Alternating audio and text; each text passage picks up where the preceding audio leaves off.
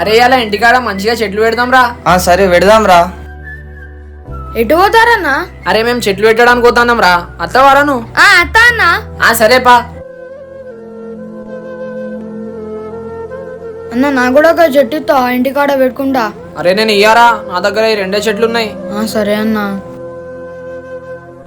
ఏమైంది తమ్ముడు ఇట్లా సాడ్ ఉన్నావు? అన్నా అది అరే నేను ఇయ్యారా, నా దగ్గర ఈ 2 చెట్లు ఉన్నాయి. అన్న నా దగ్గర చెట్టు లేదు పెట్టడానికి.